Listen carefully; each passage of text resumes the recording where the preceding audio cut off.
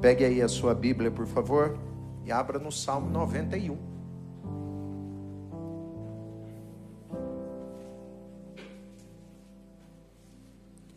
Esse salmo é muito especial, muito interessante.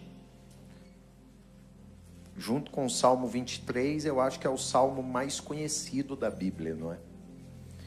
Dificilmente você chegar numa casa, num ambiente, você não acha lá uma Bíblia aberta no Salmo 91, né? Esses dias atrás eu estava lá num hotel, lá no Brasil, nessas viagens de pregação. E aí eu sentei lá no hall, estava à espera do pessoal da igreja que ia me buscar para o culto. Quando eu olhei, uma Bíblia aberta, em cima assim de um balcão, um armário. E o curioso foi lá, né? Fui lá e eu falei, rapaz, vai ser o Salmo 91. Você acredita que não era o 91? Eu falei, meu Deus, colocaram no Salmo 115. Mas eu já entendi o porquê do 115. Você não sabe, vai ler que você vai entender o mistério do 115. Mas depois, agora não. Mas geralmente o Salmo 91 está aberto nas casas, em cima da televisão, no quarto, né? A pessoa costuma deixar ele aberto também lá no quarto. A gente deixa ele aberto lá para proteger, né? Mas nós vamos aprender e ver hoje aqui que o poder do Salmo 91 não está na Bíblia aberta dentro de uma casa. O poder do Salmo 91 não está naquele livro aberto como um amuleto, como um objeto que representa alguma coisa. Realmente o poder da palavra não está na folha, na capa, no papel, mas o poder está naquilo que nós aplicamos e vivemos na nossa vida. O poder da palavra é aplicação. Então, toque em alguém e fala assim, ó, o poder da palavra é aplicação. Esse salmo, Salmo 91, nós olhamos aqui em cima e não tem o título, ou melhor, o nome de quem escreveu esse salmo. O autor não tem o nome dele aqui. Só, no meu caso, é sobre a sombra do Altíssimo, e aí já começa o verso 1. E os judeus dizem que quando um salmo não tem o nome do seu autor, da pessoa que o escreveu, deve-se considerar o autor do salmo anterior. Ou seja, quem escreveu, por exemplo, o Salmo 90, é quem escreveu o Salmo 91. Então há quem diga que o autor do Salmo 91 é o autor do Salmo 90. Se você não sabe, o Salmo 90 está aí, ó. Oração de Moisés, o homem de Deus. Então podemos até dizer que o Salmo 91 pode ter sido escrito por Moisés. Se você depois conferir, até algumas palavras vão se repetir no Salmo 90 e também no Salmo de número 91. O Salmo 91, nós vamos aprender e falar aqui no decorrer desses dias, dessas terças-feiras do mês de maio. Ele é um salmo que foi escrito num contexto de intensa guerra e de intensa batalha. É um salmo que foi escrito num tempo de guerra, de batalha e de conflito. Por isso que ele é um salmo muito lido, muito admirado, porque dificilmente você não encontra alguém que está enfrentando uma guerra e um conflito, não é? Dificilmente. Essa pessoa está aí do teu lado, deve ter alguma guerra, algum conflito. Pergunte aí para o seu vizinho, você tem alguma guerra? Você tem algum conflito? Pelo menos umzinho? Pelo menos umzinho, né? Tempo aqui, ó. Nosso baterista fez assim, ó. Então o Salmo 91 foi escrito nesse contexto de guerra, nesse contexto de combate, de conflito. Mas ó, olha aqui para mim, ó. O que eu acho maravilhoso no Salmo 91 é que lendo ele do verso 1 ao verso 16, nós vemos que esse é um salmo de fé. Esse é um salmo de esperança. Esse é um salmo de ânimo. E esse é um salmo de vitória. Porque na nossa caminhada com Deus, na nossa vida com Deus, na nossa jornada com Deus, Jesus não nos prometeu imunidade a problema. Diga assim: Jesus não me prometeu imunidade a problema. Jesus não prometeu para nós que nós não teríamos nenhum problemazinho na vida. Não foi isso que ele prometeu. Ele prometeu outra coisa. Diga aí, o que é, bispo? Que ele estaria conosco no meio de qualquer situação e de qualquer problema. Então eu tenho uma palavra de Deus para ti. Jesus disse: eis que eu estou convosco todos os dias, até a consumação dos séculos. A gente vê isso na fornalha de fogo. Deus não impediu a fornalha de ser acesa, não impediu a fornalha de ser aquecida 7 vezes, não impediu aqueles jovens de serem jogados no fogo, mas uma coisa ele fez: ele desceu no meio do fogo. Aleluia, aleluia. Deus também não impediu a boca da cova ser aberta para Daniel, não impediu leões famintos de serem colocados lá dentro, e nem impediu Daniel de ser lançado e jogado dentro da cova. Agora, uma coisa ele fez: quando o pessoal pensou assim, Daniel vai virar refeição de leão, os leões estão famintos, prontos para abocanhar o Daniel, sabe o que aconteceu? O anjo do Senhor desceu na cova. Os leões tiveram a sua boca fechada, e Daniel saiu no outro dia glorificando ao Senhor. O Salmo 91 é esse salmo que fala desse triunfo, dessa vitória, não correndo dos problemas, mas vencendo e enfrentando todos eles. E esse salmo, ele é maravilhoso porque ele começa assim, verso 1: aquele que habita no esconderijo do Altíssimo, a sombra do Onipotente descansará. Marque a palavra aquele. Vou contar até 3, você diga aquele, tá? 1, 2, 3. Então a primeira coisa que nós temos que aprender aqui, que esse salmo não é para todo mundo. Diga aí para o vizinho: esse salmo não é para todo mundo. Ô bicho, se não é para todo mundo, é para quem? É só para aquele. Amém? Entendeu aí o mistério? Vou falar de novo. O salmo não é para todo mundo. Aí pergunta aí: é para quem, bispo? Agora responde você: é só para aquele. Eu digo que esse é um salmo exclusivista. Não sei se existe essa palavra. Se não tiver, acabei de inventar. É um salmo exclusivo. Bata no peito e fala assim: ó, esse salmo é exclusivo para mim.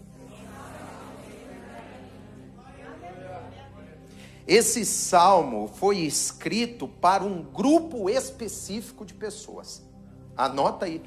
As bênçãos do Salmo 91, elas foram reservadas para um grupo específico de pessoas. Coloca isso no teu coração. Deus amou o mundo, e Ele deu o Filho dele para salvar todo mundo. Mas existem alguns benefícios, existem algumas bênçãos, existem algumas coisas que ele reservou para um grupo específico de pessoas nessa terra. Então, as bênçãos desse salmo não são para todas as pessoas, mas as bênçãos é apenas para aquele. Por isso que o salmo já começa: aquele que habita. Porque se tem aquele que habita, tem aquele que não habita. Então, é para se pensar: eu habito ou não habito? Pergunte aí para o teu vizinho, de que lado você está?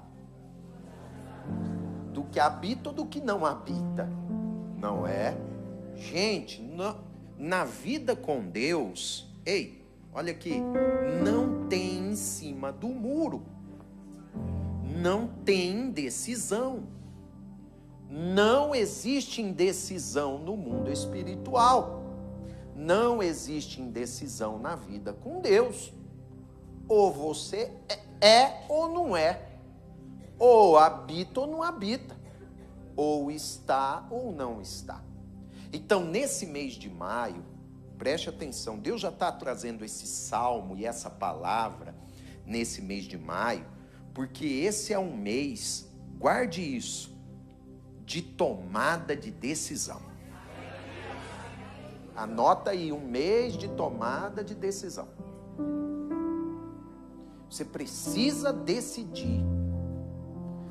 E decidir para o lado certo. O texto fala assim: aquele que habita. A palavra habita significa assentar, morar e permanecer. Repita comigo: assentar, morar e permanecer. Por que significa assentar?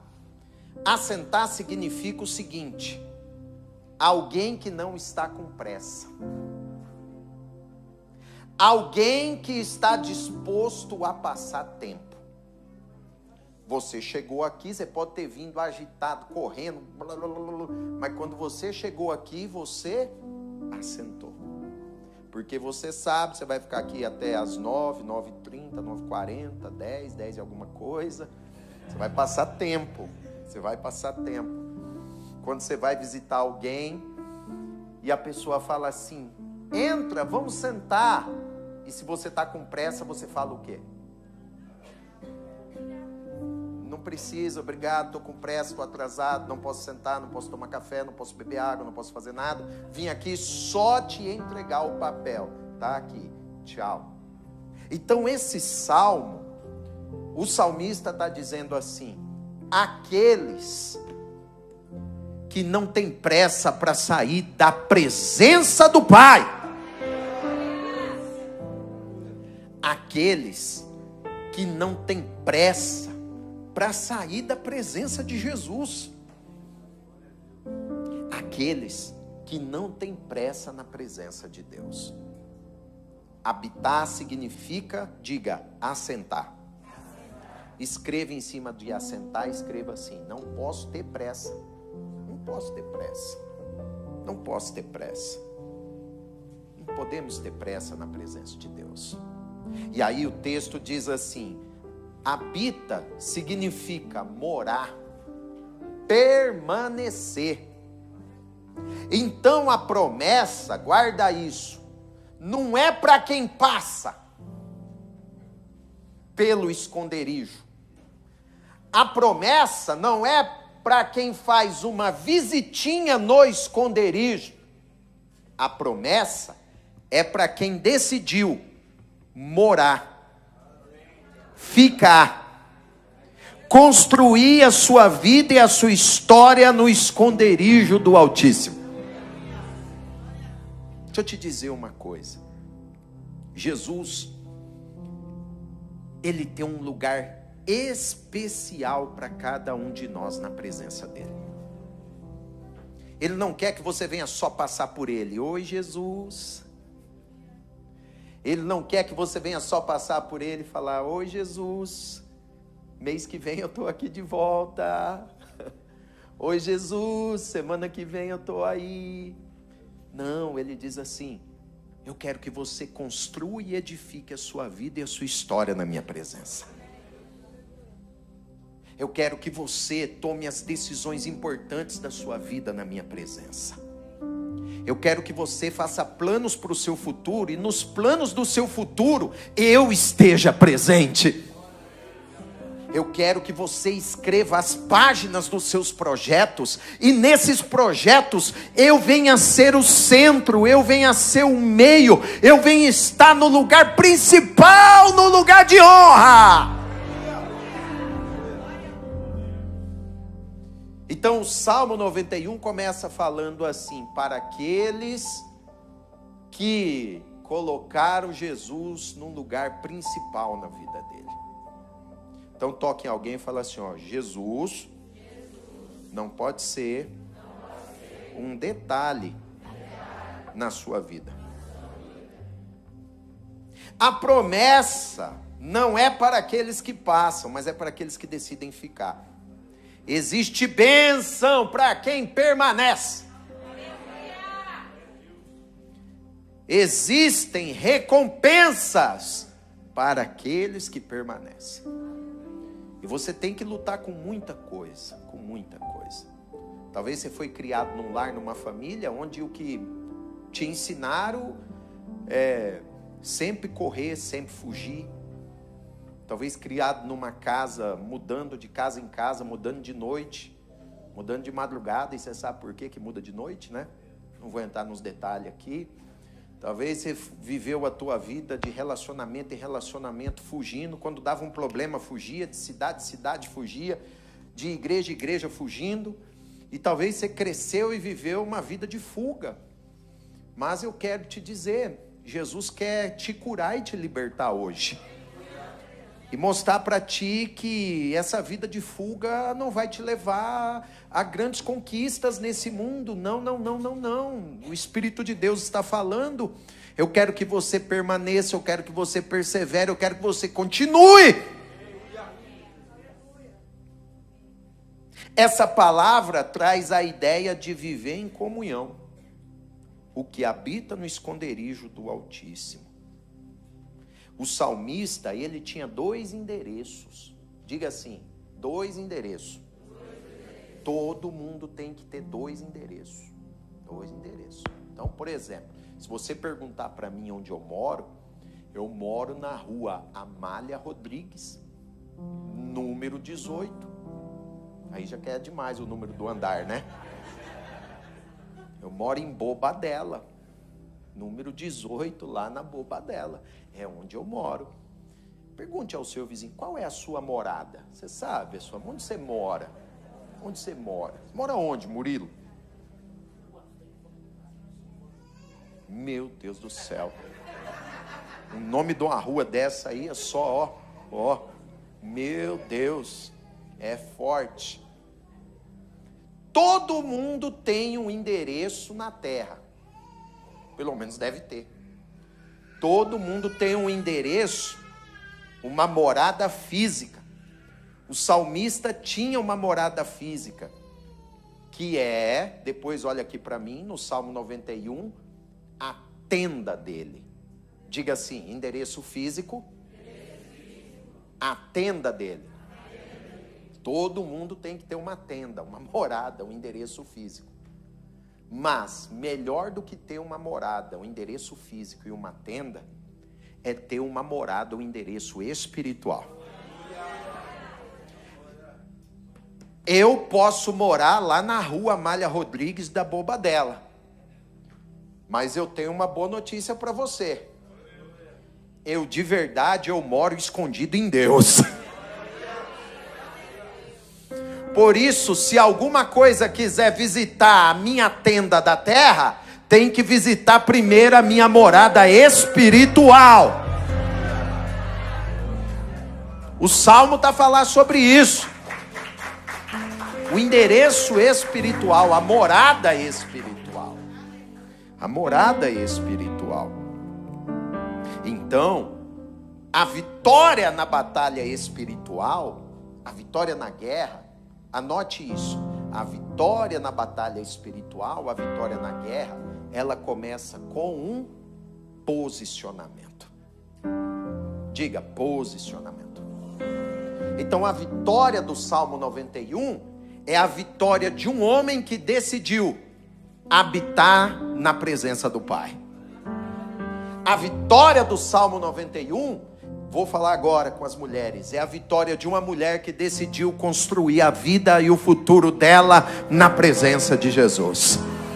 A vitória do Salmo 91 não é a vitória da Bíblia aberta, mas é a vitória de alguém que decidiu viver e adorar e servir o Senhor.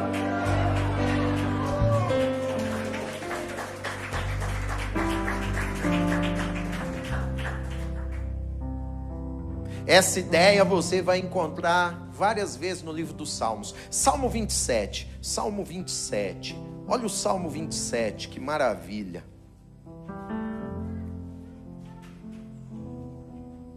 Salmo 27, verso 4.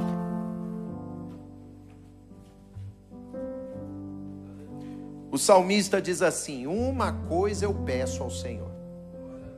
Glória a Deus. Então veja que o salmista está dizendo assim: eu sei o que eu quero, eu sei o que eu desejo, eu sei o que eu espero. Uma coisa eu peço ao Senhor e a buscarei, que eu possa morar, que eu possa habitar, que eu possa ficar. Vem BR, que eu possa me assentar na casa do Senhor todos os dias da minha vida.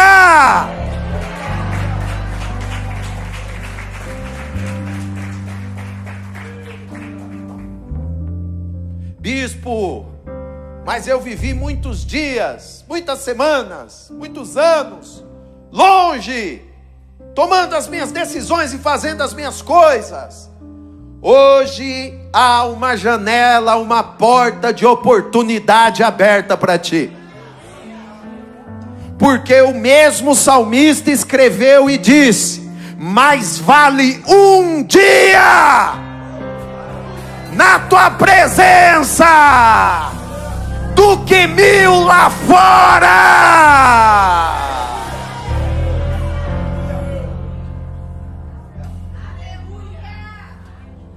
Essa palavra é para você, que durante muito tempo da tua vida, você escolheu viver do teu jeito, habitar em outros lugares, construir tua história em outras situações.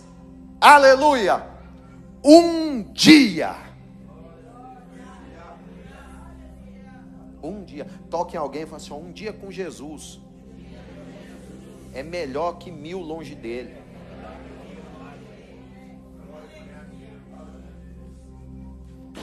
Então, se você tomar uma decisão hoje, de decidir escolher viver para Deus a partir de hoje, olha só o que eu vou te dizer. A decisão que você escolher hoje de viver para Deus vai trazer um tempo de grande recuperação de tudo que foi de ruim em 1000 dias lá fora. Um dia com Jesus. Se um dia é melhor que 1000, imagine uma semana, imagine um mês, imagine um ano. E agora vamos ver se você se anima e consegue dar pelo menos um glória a Deus para ajudar esse pregadorzinho aqui. Imagine o resto da tua vida.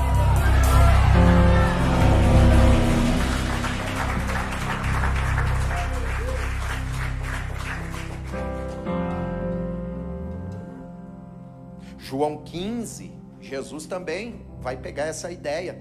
E ele vai falar assim: olha, vocês precisam permanecer, vocês precisam ficar. João 15, Jesus fala a bênção de permanecer. Ele fala: olha, ficai em mim, permanecei em mim. Jesus disse: fique conectado a mim. Depois você lê na tua casa João 15, é a mesma ideia. Então o Salmo 91 é isso, é abrindo os nossos olhos e falando conosco: ei, Deus quer se relacionar com a sua criação. Eu e você, nós fomos criados e formados para se relacionar com Ele. Por isso, quando você chega num ambiente desse, tudo muda aqui dentro. Você chega atribulado, você senta aí, tem gente que não quer nem ir embora. Sábado acabou subindo de nível, tinha gente que não queria ir embora, um monte de gente. Eu falei, vai embora, vai para tua casa, mas é meia-noite. Eu falei, não, eu quero ficar. Porque o homem foi feito para habitar na presença de Deus. Na presença dele nós somos completos. Na presença dele nós somos plenos. E a Bíblia diz que na presença dele tem abundância de alegria. É importante entender isso, que eu e você nós somos criados e formados para habitar, para ficar na presença do Senhor. Então, a bênção de permanecer. Jesus nunca negou milagre, graça, favor para quem pediu. Nunca negou. Todo mundo, as pessoas pediam, ele atendia. Ele curou 10 leprosos. Os 10 gritaram de longe: Senhor, Jesus, tá, vai lá se apresentar para o sacerdote. Diga assim: Jesus curou 10. Agora eu falo para você, mas só um voltou. Só um ficou. Só um permaneceu. Então o que acontece? Diga assim: 9 foram curados. Aí diga: 1 foi curado e foi salvo. A bênção para quem permanece.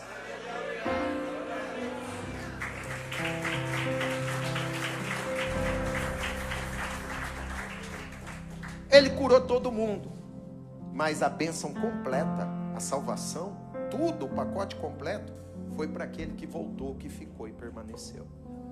Quantos amigos, amigas você conhece que passaram por Jesus? Quantas pessoas que na sua caminhada passaram por Deus? Mas, quando eu olho para ti, eu vejo sinais de alguém que entendeu que Jesus não é uma aventura do fim de semana. Que Jesus não é o teu passatempo quando você não tem o que fazer. Que Jesus não é um detalhezinho da tua história. Eu olho para pessoas que sabem e entendem que Jesus é o caminho, a verdade e a vida. Que Jesus é o verdadeiro tesouro dessa vida. O Salmo 91 é para aquele que habita. Então, se você quer viver as promessas desse salmo, você tem que decidir a partir de hoje: eu quero habitar. Pode aplaudir a Jesus com alegria.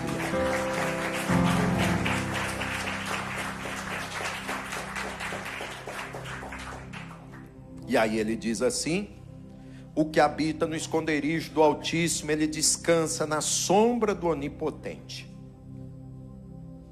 Essa pessoa que habita, verso 2, ela diz ao Senhor, marque isso, diz ao Senhor. Eu imagino aqui que todo mundo saiba falar. Eu imagino, penso que ninguém aqui não saiba falar ou tenha dificuldade na fala. Partindo do ponto que todo mundo aqui sabe falar, o que significa? Que é algo simples, que todo mundo sabe fazer, que todos fazem, ou muito ou pouco, mas tem muita gente que usa de maneira errada esse dom, essa dádiva, essa área da sua vida. E quando ele abre a boca, o inferno bate palma. Pergunte para o seu vizinho: você conhece alguém? Pergunta: você conhece alguém que quando abre a boca, o inferno bate palma?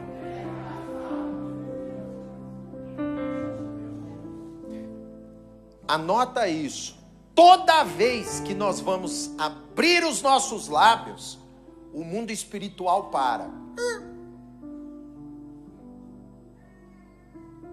Os anjos ficam olhando e pensando assim: se essa palavra sair para o nosso lado, e o capiroto está lá assim, deixa ele soltar uma palavra para o nosso lado.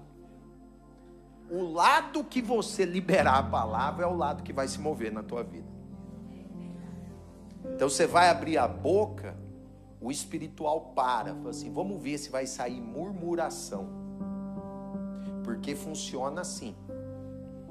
O murmurador, ele abre a terra debaixo dos seus pés e cai. O adorador, ele rasga o céu sobre a sua cabeça e vê a chuva do favor de Deus na vida dele. O salmista fala assim, diz ao Senhor, olha o que o salmista diz, Ele é o meu refúgio, minha fortaleza, e nele eu confiarei. Então ele abre a boca numa declaração de fé. Ele abre os lábios numa declaração de fé. Anote isso, eu preciso fazer declarações de fé. Em vez de você ficar falando assim, eu sou azarado, eu faço tudo errado. Tem gente que é assim. Tem gente que olha para os filhos e fala assim, seu pestinha, você é uma tralha, você não presta para nada. Tem gente que fala assim da própria vida, eu não sirvo para nada, não presto para nada, nasci para sofrer, você é um imprestável. E outros falam, eu sou imprestável. Você precisa tomar cuidado com as suas palavras. Você recebe teu ordenado, aí você pega e fala assim, vou eu lá buscar aquela miséria. Só eu que escuto essas coisas? Você acorda e fala assim, mais um dia, e fala uma palavra feia pro dia. Vida maldita. E assim, maldição sobre maldição, murmuração sobre murmuração, uma palavra em cima da outra. Mas nós aprendemos aqui com o salmista, mesmo no meio da guerra, ele está fazendo declaração de vitória. Eu não estou sozinho, eu tenho um Deus, e esse Deus deixou a porta da casa dele aberta para eu me esconder, me refugiar. Eu confio nele. O salmista está dizendo, a porta está aberta para mim. Aleluia. A porta está aberta. Toque em alguém e fala assim, a porta está aberta para você passar.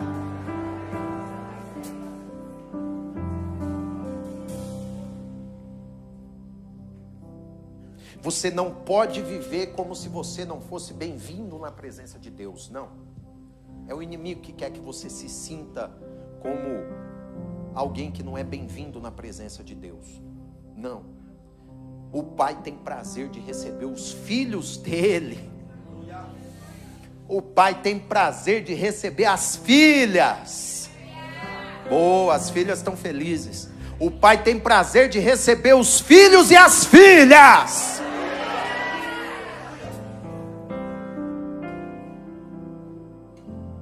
Declarações de fé. Então, para vencer a batalha espiritual, eu preciso me posicionar.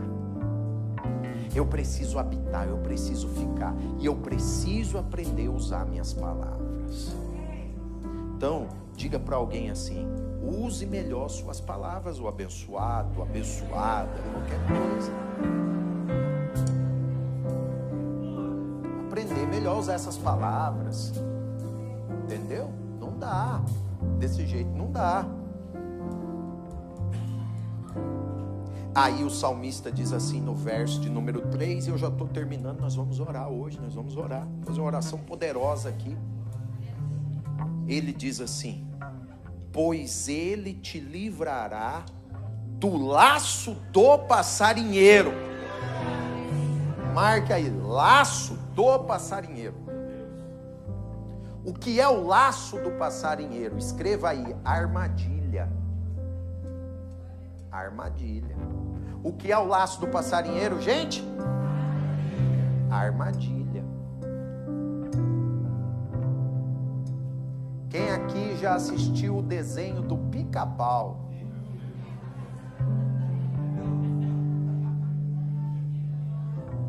Quem assistiu o desenho do Pica-Pau no YouTube no ano passado, pelo menos? Olha aí, ó. Deu uma risadinha aí no piano aí, ó. Ó, o Pica-Pau tinha uma cena que era muito engraçada. Eles pegavam lá um laço, uma corda, prendia numa árvorezinha e colocava ali um alpiste, uma comida.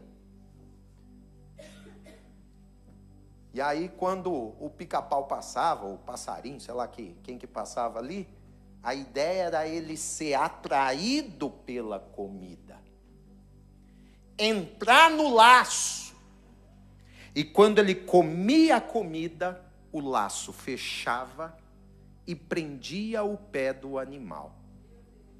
O que é o laço do passarinheiro? O inimigo coloca uma armadilha. Aí ele coloca dentro da armadilha algo que vai te atrair, algo que vai te chamar. Quando você não está no esconderijo do Altíssimo, quando você está sozinho, não tem Deus para te avisar, o Espírito de Deus para te alertar, Jesus para ligar um alerta aí no teu entendimento, no teu coração e mostrar que o negócio é perigoso, você vai e entra no laço, atraído por aquilo que estava dentro do laço. E quando você pensa que está se alimentando, no fim você está se enrolando.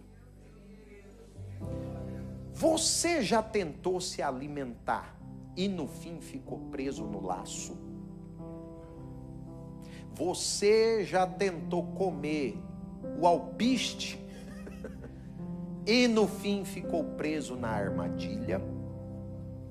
Pois é isso que é o laço do passarinheiro. Saiba de uma coisa: cada pessoa tem uma isca. Diga assim: cada pessoa tem uma isca. É igual peixe, irmão, igual pescaria. Tem peixe que come minhoca, tem peixe que come massinha de pão, tem peixe que come outro peixe, tem peixe metido que come só camarão, tem até a piranha que come carne vermelha com sangue. Cada peixe tem um apetite, um paladar. Diga: cada peixe tem um apetite e um paladar. Então imagina que é um peixe que come minhoca. Se pôr um camarão, ele vai nadar e vai passar por aquilo e nada. Agora vem um peixe que come camarão. E ele vê aquele camarão de bobeira dando sopa. Aí ele fala assim: olha aí, acho que eu vou perder a chance, cara. Um camarãozão desse aqui, de bobeira aqui na minha frente. E aí o peixinho vai lá e crau. Quando ele morde o camarão, o que vai acontecer com ele? Diga: vai ficar preso, fisgado, iscado. Assim é o mundo espiritual. Cada ser humano tem uma isca. E se você olhar na tua vida, você olhar na tua história, você consegue identificar claramente todas as vezes que você começa a se firmar nos caminhos do Senhor,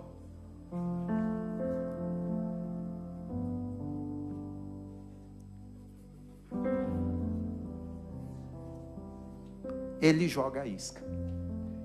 E algumas pessoas é que você não conseguiu juntar as peças. Se você perceber, sempre é a mesma isca. Sempre é a mesma coisa. Bispo do céu, como eu nunca pensei isso. Como que eu nunca juntei as pecinhas do quebra-cabeça.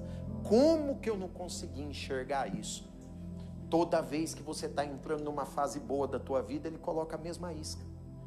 Aí o problema do passado vem se repetir aqui. Toda vez que você está prestes a passar por uma porta de Deus, ele coloca ali uma isca.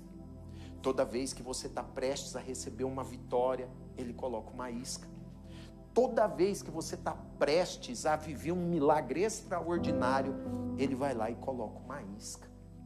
E se você estiver sozinho, desavisado, desavisada, longe do esconderijo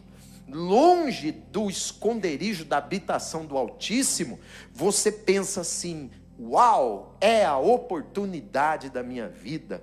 Acho que eu vou dar mole um camarãozão desse aqui na minha frente. E aí quando você morde, você fica preso.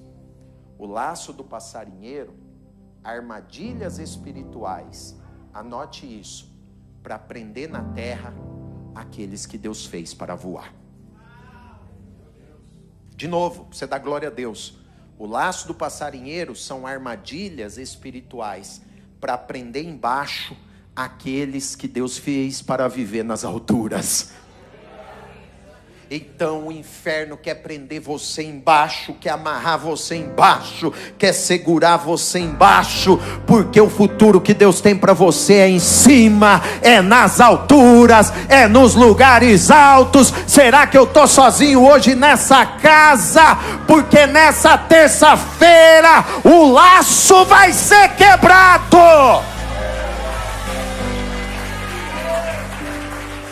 Tekayama sunokiemina uriamanekiasuyo. Você caiu num laço sentimental, você caiu num laço de uma boa conversa, você caiu no laço de um convite de um fim de semana. Mas hoje eu vejo o laço sendo cortado, armadilha sendo cortada.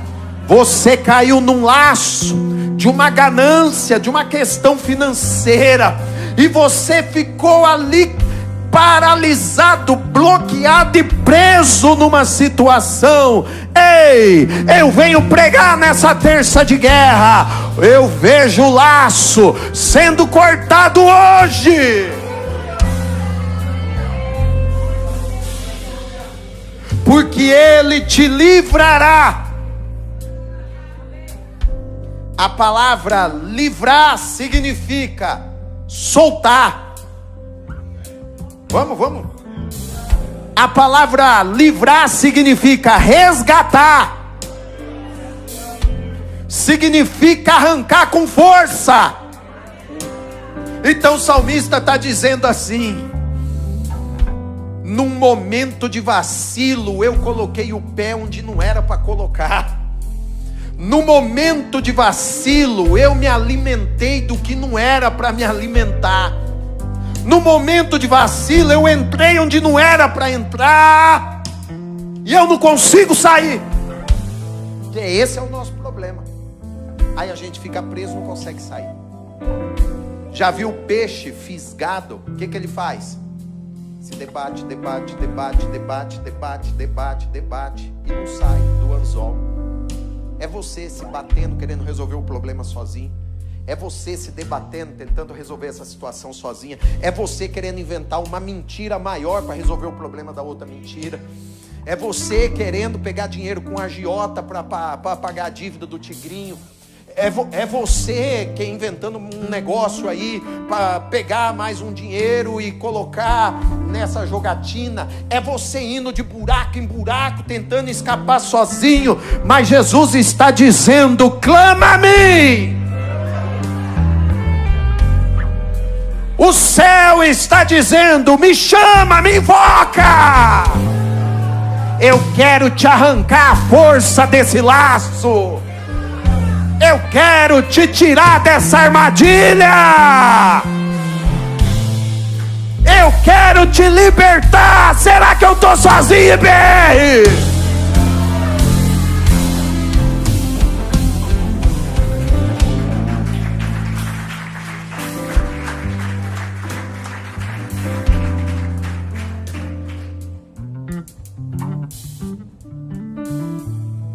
Então o laço é isso.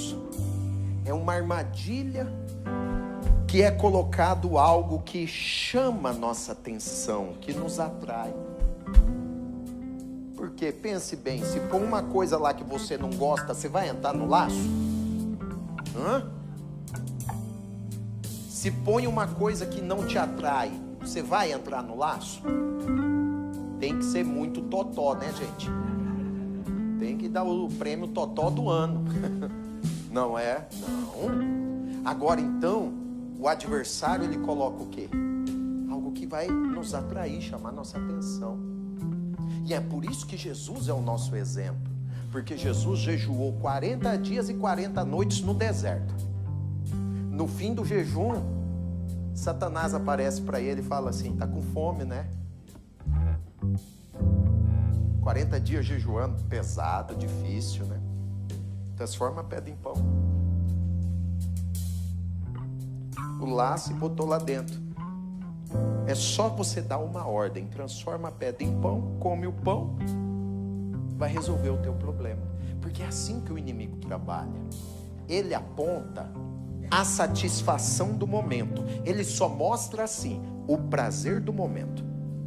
Ele só mostra a satisfação do momento. O adversário trabalha assim: ele só mostra o benefício do momento,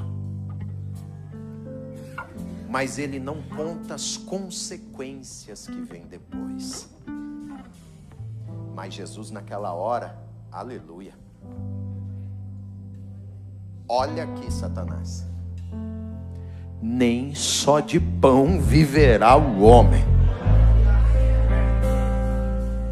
mas de toda palavra que procede, que sai da boca do Pai.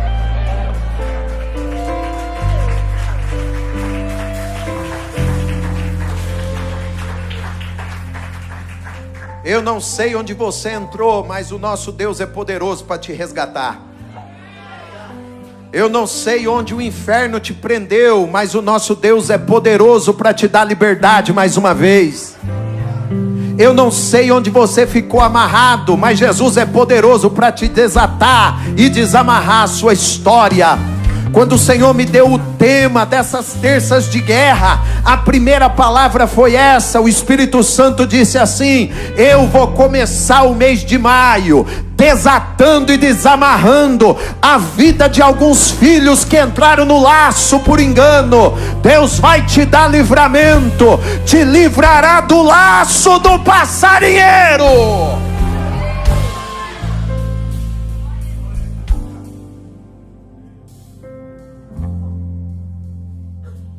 Desocupa aí essa mão abençoada. Desocupou? Agora fique em pé, fique em pé, fique em pé. Vê se tem alguém à sua direita, vê se tem alguém à sua esquerda. Se tiver, segure na mão dessa pessoa. Se não tiver, dá um passinho para